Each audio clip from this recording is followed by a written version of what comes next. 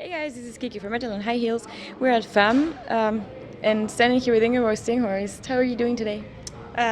Fine, and super happy actually with the whole show, how it went, and how the audience liked it. Exactly, congratulations on your second very successful fashion show here at the festival. Yeah, well, thank you, Kiki. It's indeed the second edition, and it's growing every year, and the festival is growing. But we also noticed that the fashion show is growing as a production. Yeah, it was this time it was with live music, not like last time, but the music you still worked with Ivo for the composing, but you had a live band. How did you all come up with that? Well, after the fashion show last year, Ivo and I were so happy with the cooperation together, and we are inspiring each other very much. He in writing music for a show like this, and I working with the clothing, the visuals, the art direction, based on the music that he composes. And so the idea to proceed the cooperation was already born last year, right 5 minutes after the show already. And it was actually Ivo's idea to work with a live band. Okay. And I only supported that because, well, I'm a girl of the heavy alternative scene, so I really love working with live musicians as well. And the band actually got together from Ivo and my network of musicians. That's right, it's your husband on guitar. Yeah, that's true. My husband Rob was playing one of the guitar parts. I was pretty proud of that. Of course. Yeah. So you're happy with today's result? Yeah, I'm really happy. Just walked through the venue a couple of minutes ago, and everybody is very enthusiastic about the show, and I only get good positive reactions back. So yeah, I can definitely say that I'm very happy. And it also is a show that involves a very large team, and there are so many people involved who did marvelous jobs on makeup and hairstyling and set dressing, and the models who did a very good job. And all together, it's a perfect combination that proves it's like the way we saw it today. So tell us a little bit more about the project itself. It's called Back to the Roots. Tell us about the meaning of that name and all the work. Yeah, well, Back to Roots is the name of the collection, name of the whole concept. And for me, Back to Roots is about calling up humanity to start changing and to start actually care again for our planet where we live on, because we are destroying actually our planets.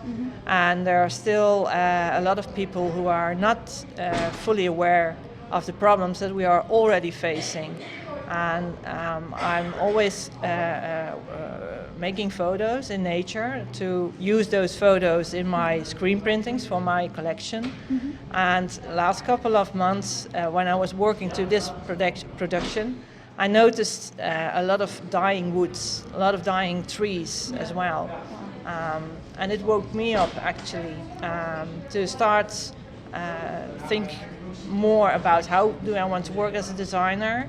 I don't want to only make mass production and just keep on making clothes on, because there is already so much garment made. So I want to make a kind of message actually to the audience.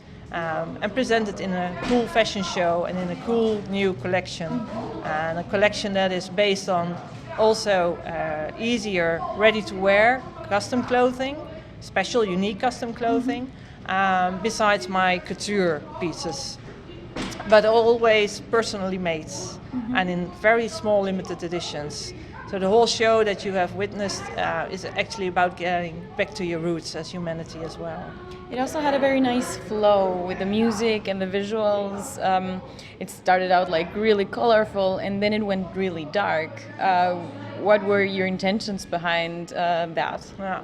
Well, the first idea that I developed for Back to Roots was going back to my musical roots as a music lover. And in the 80s I started with the glam metal and the hair metal bands. That showed.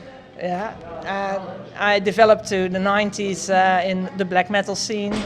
Emperor is one of my all-time favorites in the black scene. And we finished actually with the pagan and folk metal genre.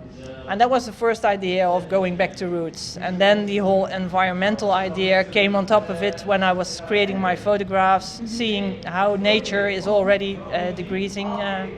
And the music that you heard are actually my roots, my musical personal favorites, and the influences from those specific bands.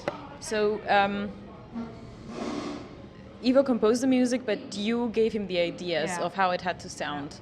I actually gave him the whole art direction, and he translated it into the music composition that you heard today. That was amazing. Last year's collection, how did the sales go after?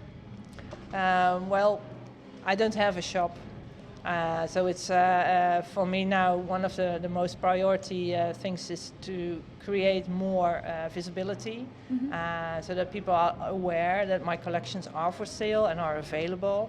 Yes. And we are developing ideas now for the moment to have a kind of showroom idea and maybe have a kind of traveling showroom over the festival season.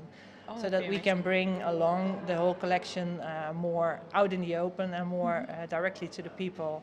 Because I live in the Netherlands, I'm based in the Netherlands, and not everybody is capable of coming to the Netherlands, but a lot of people are traveling to see festivals and go on holidays. And so we are developing actually plans to increase the sales of the whole collection part.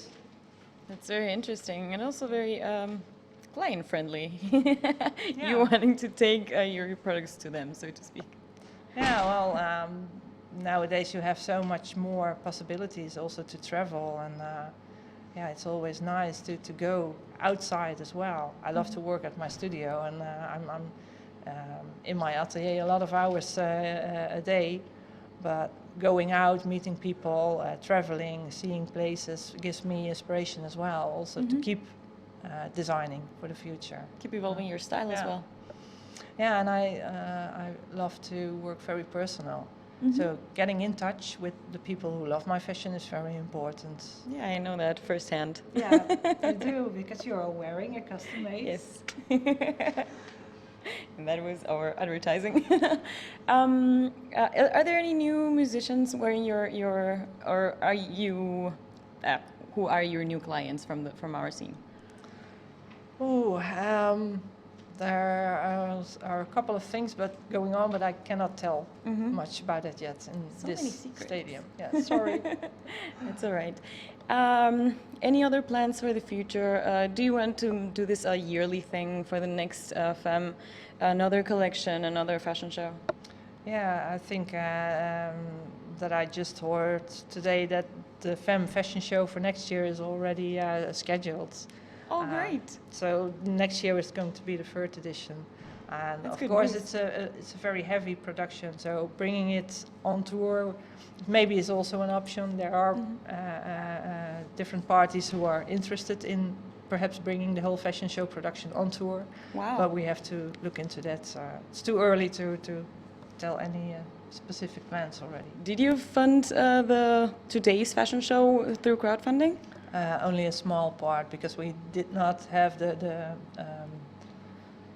results enough to finance the whole production through the crowdfunding. So a lot of what you've seen is my own investments. Wow! But still, you have already a fan base that wants to support you. That's really good to know. Yeah, that's awesome. Something to be proud of as well. Yeah. Because I mean, you could try it again. Yeah, definitely. And well, now we have a whole new year to work to the new project for next year. So. But how was the crowdfunding experience? Did you get in touch with the supporters there so personally too? Yeah, but not me personal. I have a business partner that I'm working with to expand the whole label. And Jesper, my partner, is the one who was in contact with all those supporters, those funders. That's cool. It's nice to see how these new methods of funding are coming across all kinds of creative stuff. That's really good to know. It's more one-to-one. People can be very involved with projects and productions and help productions to develop. Yeah. And you as a supporter are really, you know what you are supporting. That's a cool thing. It is. Is there anything else you want to add?